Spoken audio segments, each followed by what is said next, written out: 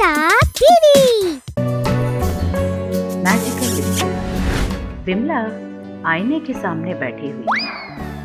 अरे अरे, कितनी सुंदर है रे तू, मिस इंडिया बन जाती। लेकिन इन भिखारियों के पल्ले बांध दिया तुझे। हाँ, अब सोचने का क्या फायदा जब मेरी किस्मत ही खराब है तो।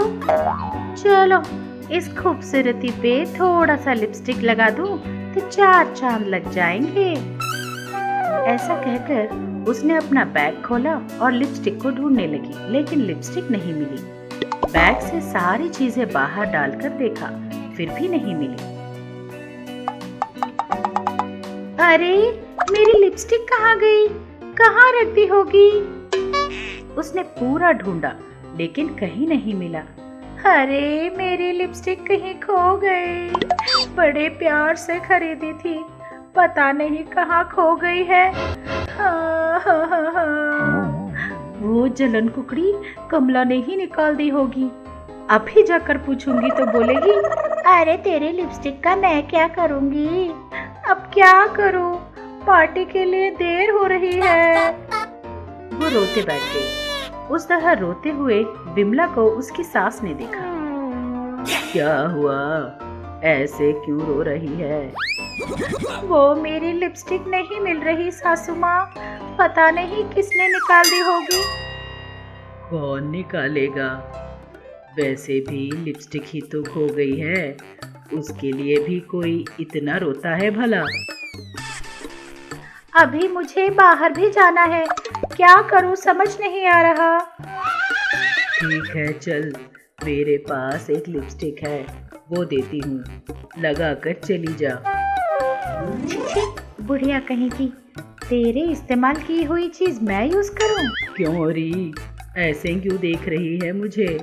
इस बुढ़िया का लगाया हुआ लिपस्टिक तुझे दे रही हूँ करके। ये सुनकर विमला दंग रह गई। बाप रे, ये बुढ़िया मन की बात बाहर कैसे बोल देती है? उसने मन ही मन सोचा।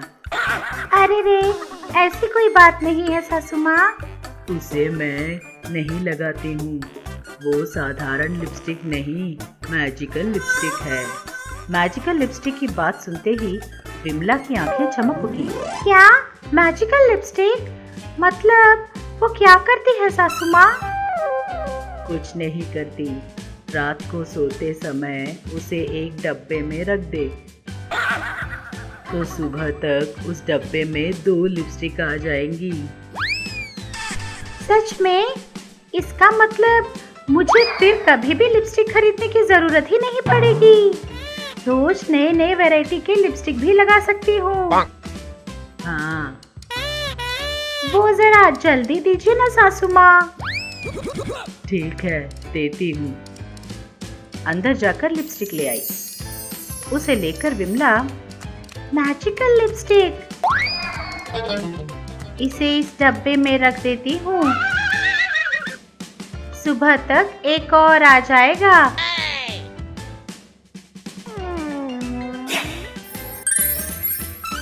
सुबह उठकर डब्बे को खोलकर देखती है, जैसे कि सासू माँ ने बताया था, उस डब्बे में 2 लिपस्टिक थे। उसे देखकर विमला अचंभित रह गई।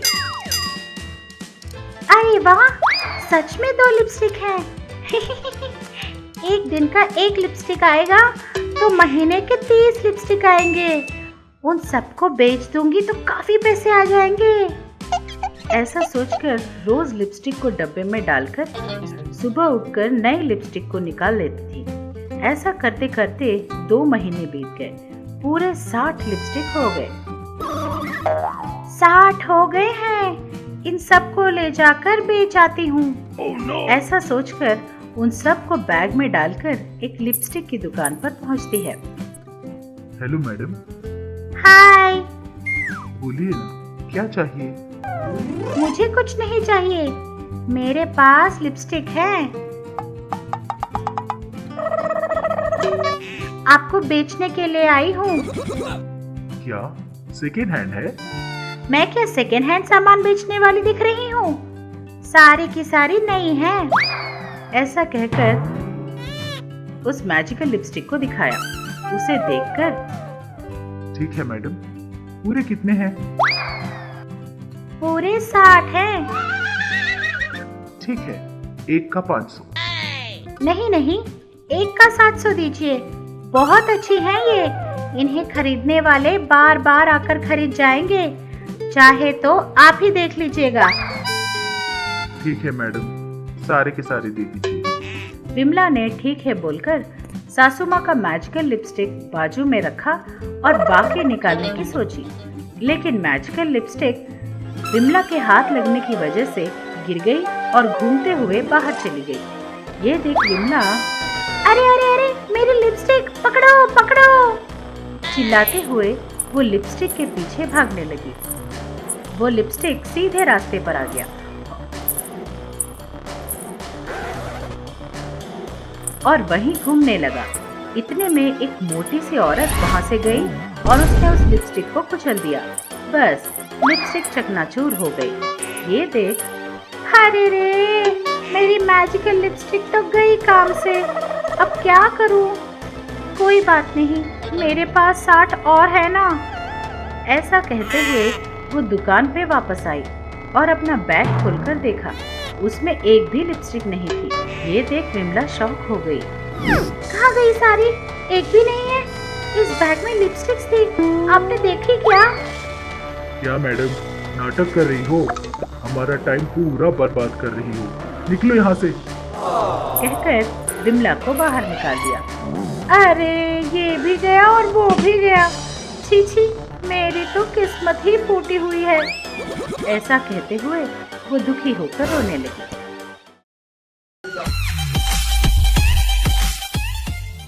मुन्ना एक मिडिल क्लास फैमिली में पैदा हुआ। उसके पिताजी सरकारी दफ्तर में क्लर्क थे। मुन्ना के दो दोस्त थे, बंटी और छोटू। बचपन से वो साथ साथ खेले बड़े हुए और आज जवान होने के बाद, पढ़ाई खत्म करने के बाद बिना कामकाज का घर पर बैठे हुए थे। एक दिन सुबह सुबह मुन्ना बंधन के बाहर जाने का तैयारी कर रहा था। उसके पिताजी ने उसे रोककर कहा, कहाँ जा रहा है? बाहर जा रहा हूँ।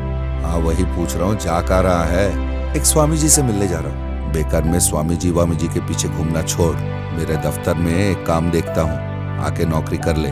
छी, सरकारी नौकरी मैं नहीं करूंगा।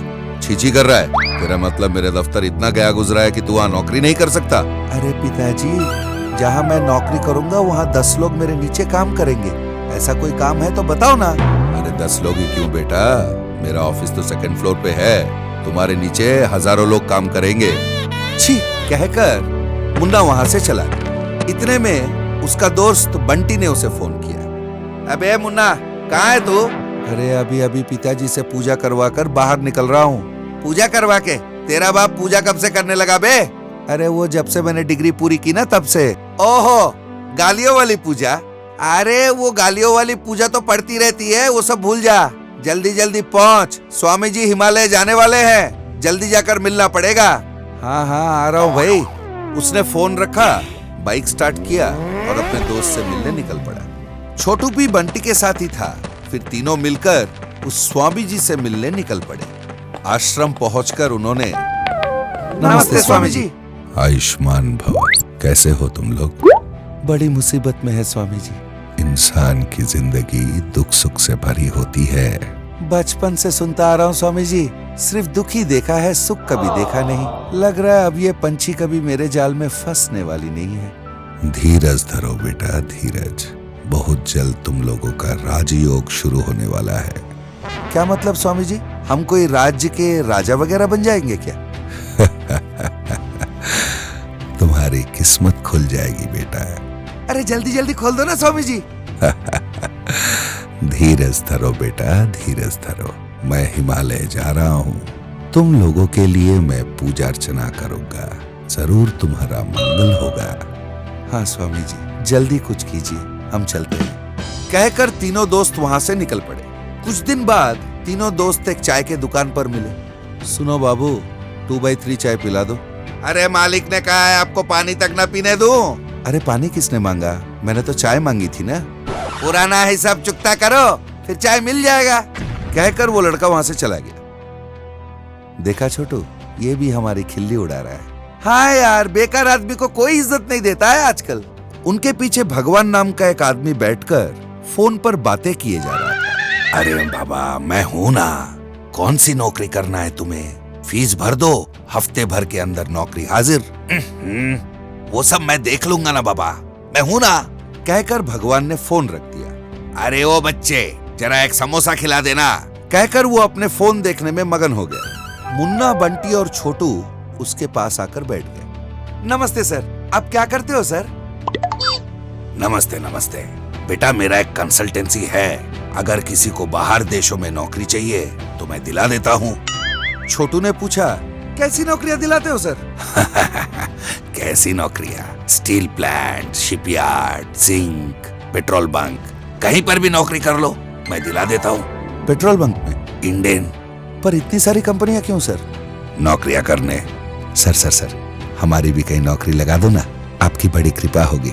कृपा वृपा मैं किसी पे नहीं करता बाबा, एक नौकरी का 1 लाख लेता हूँ, दे सकते हो तो दे दो, नौकरी मिल जाएगी। ये सुनकर वो 3 दंग रह गए। 1 लाख? ये तो बहुत ज्यादा हो पाएगा सर। तो कितना दे पाओगे? सर, तीनों मिलाकर 1 लाख दे सकेंगे सर। अच्छा, दिखने में गरीबी के भाई बंधु लगते हो, चलो कोई नहीं, 1 लाख रुपए तैयार रखना, फिर यहीं पर मिलते हैं। वो तीनों वहां से चले गए। इसके बाद बहुत हाथ पैर मारकर तीनों ने 1 लाख रुपए जुगाड़ कर लिया और आकर भगवान से मिले। उनसे पैसे लेकर भगवान, मैं तुम्हें एक एड्रेस देता हूँ, कल वहां जाकर अपना पासपोर्ट और फ्लाइट टिकट ले लेना। एक पेपर पे एड्रेस लिखकर उसने दे दिया। ठीक है सर।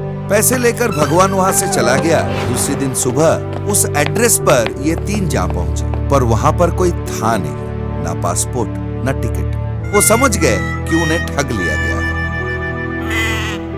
इस तरह के कई और मनोरंजक और ज्ञानवर्धक कहानियों के लिए बने रहिए हमारे साथ।